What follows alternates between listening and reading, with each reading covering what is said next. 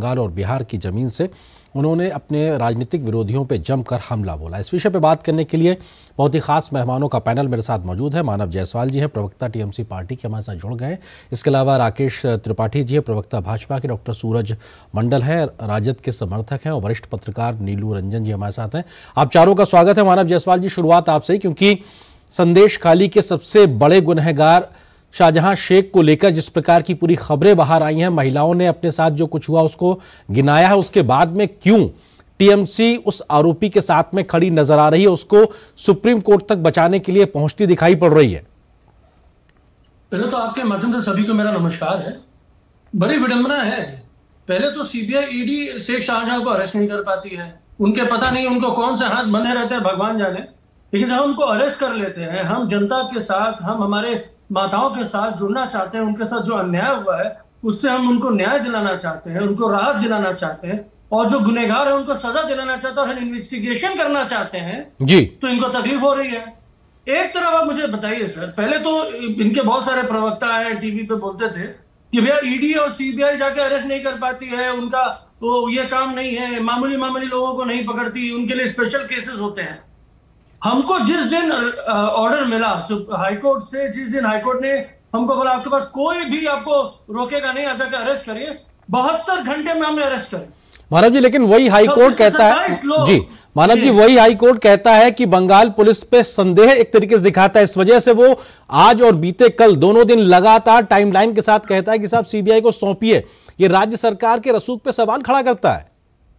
जी, राज्य सरकार की रसूख पे सवाल नहीं खड़ा करता, जुडिशरी पे जिस तरीके से अभिजीत गांगुली जैसे लोग बैठे रहते हैं और उनको कोई कूलिंग पीरियड भी नहीं है, उनको इलेक्शन लड़ने की इतनी लालसा है, इतनी उत्तेजना है कि भैया उन्होंने बैठे बैठे ऑर्डर दे दी कि भाई सीबीआई को केस दे दो, और विद इन नो टाइम आप ठीक है, आप जुडिशरी पर भी सवाल खड़ा कर रहे हैं। राकेश त्रिपाठी जी, ठीक है, अभिजीत गांगुली जो नेता आज भाजपा के हो गए हैं। नहीं, हाईकोर्ट ने आज भी कहा ना कि 4:15 तक सौंप दीजिए, तो वो अभिजीत गांगुली जी ने नहीं कहा ना, तो इसलिए आप जुडिशरी पर भी सवाल खड़ा कर। मैं आता हूं सर आपके पास, राकेश त्रिपाठी जी, एजेंसियों को लेकर लगातार दुरुपयोग का आरोप लगता रहता है, क्योंकि बीजेपी को लेकर। आता हूं मानव जी, आता हूं आपके पास में राकेश जी, क्योंकि यह आरोप लगातार लगता है कि दुरुपयोग को लेकर, लेकिन एक बड़ा मसला मुद्दा लगातार बंगाल में संदेश खाली को लेकर बीजेपी प्रधानमंत्री बना रहे हैं। राकेश जी, देखिए, संदेश खाली को लेकर के जो भी तथ्य हैं वो तथ्य रूह कपा देने वाले हैं, रोंगटे खड़े कर देने वाले हैं। इतनी बड़ी संख्या में महिलाओं के प्रति इतनी बड़ी अत्याचार की घटनाएं, और ममता सरकार चुप्पी साध करके न केवल बैठी हुई थी बल्कि अपराधी को बचाने का काम कर रही। और आज जब कार्रवाई हो रही है, कोर्ट के निर्देश पर हो रही है, कोर्ट के निर्देश पर सीबीआई को सौंपा जा रहा है, तो ये कोर्ट पर सवाल खड़ा करने का काम कर रहे हैं। सच ये है कि हर संभव प्रयास किया है टीएमसी ने कि कैसे शाहजहां शेख को बचाया जा सके। महिलाओं के खिलाफ अत्याचार करने वाले ऐसे पापी दुराचारी को बचाने का जो पाप ये कर रहे हैं। याद करिए वो दिन जब पश्चिम बंगाल में वामपंथियों की सरकार हुआ करती थी और वामपंथी सरकार के द्वारा प्रायोजित हिंसा हुआ करती थी, ऐसे ही अत्याचार की घटना होती थी। यही ममता बनर्जी सड़कों पर लड़ाई लड़ा करती थी, लेकिन आखिरकार क्या परिस्थितियां बन गई कि यही ममता बनर्जी आज ऐसे अत्याचारियों का केवल मजहबी तुष्टीकरण के लिए आज उनका समर्थन करने का काम कर रही है। एक महिला मुख्यमंत्री के रहते हुए इतना बड़ी संख्या में अत्याचार हो, इस तरह की पीड़ा व्यक्त करनी पड़े, मुझे लगता है पूरा देश शर्मसार हुआ है। लेकिन संदेश खाली के मूल मसले पर आज तमाम लोगों ने आ रहा हूं मानव जी, आ रहा हूं आपके पास जी, आ रहा हूं मानव जी आपके पास में। हमारे साथ में डॉक्टर सूरज मंडल जी भी हैं, राजद के समर्थक। डॉक्टर मंडल, क्योंकि सवाल यह भी है कि बिहार से एक ऐसा मंच से एक बात निकली, लालू प्रसाद यादव ने बोला परिवारवाद को लेकर एक निजी हमला प्रधानमंत्री मोदी पे। आपको लगता है कि लालू प्रसाद यादव जी से एक बहुत बड़ा सेल्फ गोल हो गया, जो सिर्फ राजद ही नहीं बल्कि इंडी गठबंधन के लिए अब गले की फांस बनता दिखाई पड़ रहा है? डॉक्टर मंडल देखिए जी, जो लालू जी ने भाषण दिया और वहां पर जो उसकी प्रतिक्रिया हुई है, लालू जी एक बहुत मास्टर कम्युनिकेटर, जो उनके वोटर्स को मैसेज देना था वो दे दी, और उसके परिणाम स्वरूप आप देख रहे हैं बौखलाहट भारतीय जनता पार्टी, और वो तमाम लोग कहने लगे कि हम भी परिवार है, हम भी परिवार है जी। ये बृजमोहन सिंह भी कह रहे हैं परिवार है, नीरव मोदी भी कह रहे हैं हम भी परिवार है। तो सबसे बड़ी बात है कि सेल्फ गोल की नहीं बात जी, बात है कि इस देश में परिवारवाद जो है उसके सारे जो जिन पर टारगेट्स हुआ करता था, ज्योतिरादित्य सिंधिया, जितिन प्रसाद, सब तो भारतीय जनता पार्टी में, और भारतीय जनता पार्टी के अपने नेताओं के जो पुत्र और पुत्रियां जो भी हैं उनको जहां जहां प्लेस किया गया है, चाहे अमित शाह जी के बेटे हो, चाहे डॉक्टर मंडल, लेकिन ये निजी हमला जो जिन शब्दों का चयन उन्होंने किया था, वो आपको नहीं लगता कि एक स्तरहीन राजनीति को दिखाता है? उससे किसी को भी बचने की जरूरत है जो लालू जी ने इस्तेमाल किया। बिल्कुल, मैं इस बात से सहमत हूं कि कोई भी ऐसा शब्द ना आपके चैनल पर और न ही पब्लिक अटरेंस में, न नेता को और न ही उनके प्रतिनिधि या जो प्रवक्ता है उनको बोलना चाहिए। ये किसी भी तरह से कोई भी ऐसी बात जो दूसरे को तकलीफ पहुंचाए, वो किसी भी हालत में उसको हम लोग सही नहीं कर सकते। ठीक है, कम से कम ये मेरा एक निवेदन कि इस देश में एक बड़ा परिवार है, प्रधानमंत्री जो है वो भारतीय जनता पार्टी के प्रधानमंत्री नहीं है, इस देश के प्रधानमंत्री है। अभी महिलाओं के अत्याचार की बात हो रही है, अभी मणिपुर में जो हुआ, या जो उत्तर प्रदेश में 3 बच्चियों को मार के लटका दिया गया है, या किसान जो सड़कों पे है, बेरोजगार जो है, ये सभी तो आपके परिवार है। बिल्कुल, और उस परिवार की चिंता करनी चाहिए। मसला यही कि ये मसले आपको उठाने चाहिए, लेकिन निजी हमला करने से आपने गोलपोस्ट चेंज करने का काम किया, ये राजनीतिक जानकार कह रहे हैं। नीलू रंजन जी वरिष्ठ पत्रकार हमारे साथ में मौजूद हैं। नीलू रंजन जी, आपको लगता है कि बंगाल और बिहार के दौरे में प्रधानमंत्री ने जिस तरीके से परिवारवाद, भ्रष्टाचार और महिला अपराध को लेकर एक सीधे तौर पर एक तरीके से निशाना साधा है, आपको लगता है कि एक बड़े मसले और मुद्दे होने वाले आने वाले चुनाव को लेकर भी? नीलू रंजन जी। हाँ, निश्चित रूप से ये आवाज आ रही है? अब आ रही है जी, कहें अपनी बात। हाँ, निश्चित रूप से ये बड़े मुद्दे हैं और प्रधानमंत्री कोई आज पहली बार नहीं कर रहे हैं। लाल किले के प्राचीर से वो बोल चुके हैं और 2 साल पहले से बोल चुके हैं कि भ्रष्टाचार और परिवारवाद इस देश के लिए सबसे बड़ा दुश्मन है। युवाओं के आगे बढ़ने में सबसे बड़ी बाधा यही है और किसी के लिए, किसी युवा को अवसर नहीं देता है जी। और जहां तक परिवारवाद की बात रही, जो कहा जा रहा है कि भाजपा के नेता में जो परिवार के लोग जो हैं वो, उनको भी टिकट मिल रहा है, वो भी आ रहे हैं। तो प्रधानमंत्री ने पिछले दिनों लोकसभा में बिल्कुल साफ कर दिया था कि ये जो राजनाथ सिंह का नाम लिया था, अमित शाह का नाम लिया था कि इनके बच्चे कहीं हो सकते हैं। अगर किसी परिवार के 2-4 बच्चे अच्छा राजनीति में जाते हैं तो कोई दिक्कत नहीं है जी। लेकिन इनकी कोई पार्टी नहीं है, इनकी निजी पार्टी नहीं है, घर की पार्टी नहीं है। उस पार्टी में सिर्फ एक ही परिवार के लोग महत्वपूर्ण पद पे हो, ऐसा नहीं है। उन्होंने डिस्टिंक्शन कर दिया था, साफ साफ अंतर कर दिया था। इसीलिए जब परिवारवाद पे मोदी हमला करते हैं तो कहीं ना कहीं जनता को वो जुड़ती है उससे कि सचमुच में, और अमित शाह तो बार बार 7 परिवारों का नाम गिना रहे हैं कि ये जो विपक्ष में गठबंधन, विपक्षी गठबंधन है, वो 7 परिवारों का विपक्षी गठबंधन है। और कौन से परिवार का उद्देश्य क्या है, किसके बच्चे को बनना है मुख्यमंत्री, किसकी बेटी को बनना है मुख्यमंत्री, किसको बेटे को प्रधानमंत्री बनना है, वो तो बिल्कुल क्लियर है उसमें।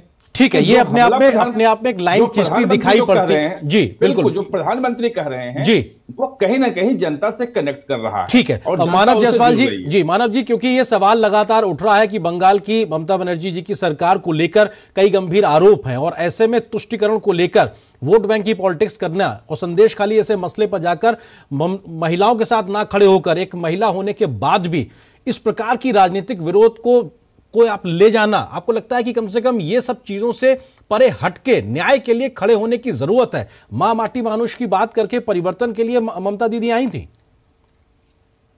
ये जो आपके जो प्रश्न है जी प्रताप सिंह जी, ये टीएमसी के लिए है। मैं आपसे सवाल पूछ रहा हूं जी। अच्छा, ममता बनर्जी के लिए जी। एक लौती मुख्यमंत्री, महिला मुख्यमंत्री पूरे देश में, ममता नाम से नहीं ममत्व का निर्वाह किया है। क्राइम होने के बाद जिन्होंने कैंप खोले, जिन्होंने माताओं के घर जाके लोगों से बातें करने की कोशिश करी, हमारी महिला टीम गई, हमारी एडमिनिस्ट्रेटिव टीम गई, लोगों ने मन खोल के कंप्लेंट दर्ज कराए। वामपंथियों के समय से लेके मोदी जी के आवास योजना, खोखले आवास योजना के पैसों को लेके, इनके मनरेगा के पैसे के लेके, बेटी बचाओ बेटी पढ़ाओ के खोखले प्रचार तंत्र से, उसके बाद इन्होंने हमको कंप्लेन करा जमीन ग्रैबिंग की, हमने जमीन वापस कर दी, वहां माताएं खुश हैं। आज इनके पास मुद्दा नहीं है। वोट बैंक पॉलिटिक्स कौन कर रहा है? ये तो मोदी जी कर रहे हैं, ये तो दिख रहा है। 6 दिन में 3 बार पर्यटन मंत्री बन के आ गए बंगाल में।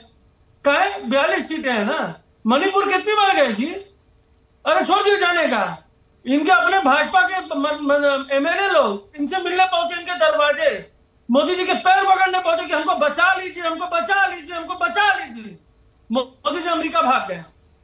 मानव जी, आप मणिपुर का मसला उठाते हैं, बिल्कुल सही है, बिल्कुल सही है। अगर कुछ नहीं कुछ अगर गलत हुआ है तो बिल्कुल वो सही है, लेकिन आप जब बंगाल की बात आती है तो आप उस पर बच के निकलने की बात करते हैं। राकेश जी, क्योंकि समय की सीमा। मैंने उदाहरण देकर के कहा ना जी, जब ममता के द्वारा संरक्षित किया गया अपराध होता था तो यही ममता बनर्जी धरने पर बैठती थी, संघर्ष करती थी। हमने उस ममता बनर्जी को देखा है, लेकिन वही ममता बनर्जी आज वोट बैंक के पॉलिटिक्स में इस तरह से डूब जाएंगी कि वो मजहबी तुष्टीकरण के लिए संदेश खाली से संदेश ये चला जाए कि हम आपके साथ खड़े हैं। वो महिलाओं के खिलाफ इतने बड़े गुनाह होते हुए लगातार देखती रही। ये कोई एक दिन का गुनाह नहीं है, कोई एक के साथ हुई घटना नहीं है। लगातार कितनी महिलाओं के साथ इस तरह की पीड़ाजनक घटनाएं हुई और ममता जी मौन रही है। ममता जी केवल मौन ही नहीं रही, बल्कि उनको बचाने का प्रयास करती रही।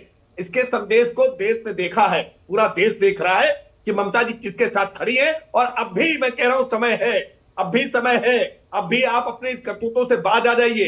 2024 के चुनाव में तो इसका परिणाम आप भुगतेंगे ही।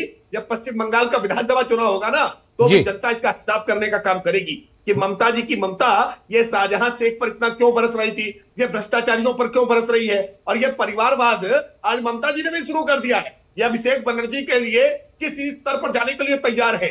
ये परिवारवादी राजनीतिक दलों ने मुझे आपत्ति है। आ रहा हूं मानव जी, आ रहा हूं आपके पास जी। अपराधियों का प्रोत्साहन करने का काम किया है, इन अपराधियों को बचाने का काम कर रहे हैं। अपराधियों को बचा करके ये अपनी तिजोरियां भरने की प्रवृत्ति ममता जी से अपेक्षा नहीं थी, क्योंकि ममता जी संघर्षों से उपजी नेता थी। लेकिन आज संघर्ष छोड़ करके ऐसे अपराधियों को बचाने का प्रयास कर रही। बिल्कुल, ममता जी के संघर्ष को उनके राजनीतिक विरोधी भी उसको अप्रिशिएट करते। मानव जी, मैं आता हूं, हमारे सूरज मंडल जी भी हमारे साथ मौजूद। सूरज जी, आपको लगता है कि आरजेडी के साथ एक बड़ा बैगेज ऐसा है पिछले सरकारों का, जिसको लेकर हर बार के चुनाव में कहीं ना कहीं एक बड़ी चुनौती आती है? और मौजूदा समय में भी आज जब बिहार की जमीन पर पहुंचे प्रधानमंत्री मोदी, जो जंगल राज का जिक्र करके सीधे तौर पर उस वक्त की याद दिला दी कि किस प्रकार से पलायन बदहाली की स्थिति हुआ करती थी, और विकास अपना गिनाया उन्होंने आज। डॉक्टर मंडल, देखिए, सबसे बड़ा प्रश्न है कि जो प्रधानमंत्री महोदय बोल रहे थे वो पूरे के पूरे उसके जिम्मेदार पिछले 10 वर्षों में आपको पता है कि बेरोजगारों की संख्या की गिनती बंद कर दी गई।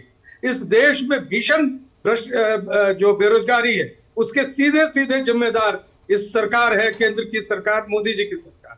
और दूसरी बात, जो भ्रष्टाचार की बात हो रही थी, कल सुप्रीम कोर्ट में यह साबित हो गया जब इलेक्टोरल बॉन्ड्स के खुलासे को स्टेट बैंक ने मना कर दिया कि चुनाव के पहले हम नहीं देंगे, तो इस देश में भ्रष्टाचारी कौन है और परिवार, यहाँ एक तरफ संघ परिवार, एक तरफ अडानी जी का परिवार, पूरा का पूरा देश का संसाधन इन्हीं दोनों हाथों में। तो परिवारवाद तो असल तो वो वहां हो रहा, और इसका जिक्र कहीं हो नहीं रहा।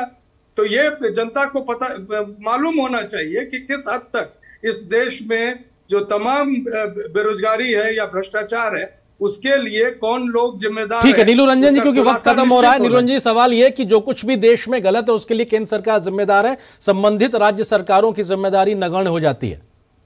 नहीं, ऐसा नहीं कह सकते। सूरज जी, मैं आ रहा हूं आपके पास। सूरज जी, अभी आपने अपनी बात रखी, अभी नीलू जी को अपनी बात करनी है। देखिए, जो संदेश खाली की घटना अभी सामने उभर के आई है, औरतों ने जो आरोप लगाए हैं, उसके पहले जो शाहजहां शेख है उनके खिलाफ आरोप क्या है? ईडी किस मामले में गई थी उनसे पूछताछ करने? उनके घर पे क्यों गई थी सर्च करने? गरीबों का जो राशन जा रहा था उस राशन के बंटवारे में घोटाले का आरोप था। और जब शाहजहां शेख वहां से भाग गए, वो जब पुलिस का वहां पहरा हुआ और जब जांच की बात आई, जब वो गायब हुए, तब वो महिलाएं हिम्मत करके सामने आ चुकी है, जो बता रही हैं कि दशकों से उनके साथ अत्याचार हुआ है, उनकी जमीनें हड़पी गई हैं। तो ये तो है ना। दूसरी बात, जो कहा जा रहा है कि भाई हाई कोर्ट ने सरकार के खिलाफ है, ममता बनर्जी के खिलाफ फैसले दे रही है, कर रही है, लेकिन 55 करोड़ रुपए अगर कैश मिल रहे हैं, अगर ये साफ साबित हो रहा है कि जो नौकरियां शिक्षक जो बनाए गए वो फर्जी तरीके से बनाए गए, बाकी सारी सबूत सामने आ रहे हैं, तो ये तो कोई केंद्र की सरकार और कोई सीबीआई जाके नहीं रख रही है ना, ये तो वहीं की जनता देख रही है कि किनके घरों से निकल रहे हैं पैसे। बिल्कुल, और बंगाल से लेकर बिहार तक कितने दलों के नेताओं के पास में नोटों के बंडल मिले हैं, ये सबने देखा, ये पब्लिक डोमेन में। फिलहाल वक्त इतनी ही अनुमति दे रहा है। आप चारों मेहमानों को बहुत बहुत शुक्रिया। मानव जी आपका, सूरज मंडल जी आपका, राकेश जी आपका और नीलू रंजन जी आपका, आप चारों का शुक्रिया इस विषय पर विस्तार से बात करने के लिए। और फिलहाल यहाँ पर एक छोटे से ब्रेक के लिए रुकते हैं, बहुत जल्द हाजिर होते हैं कुछ और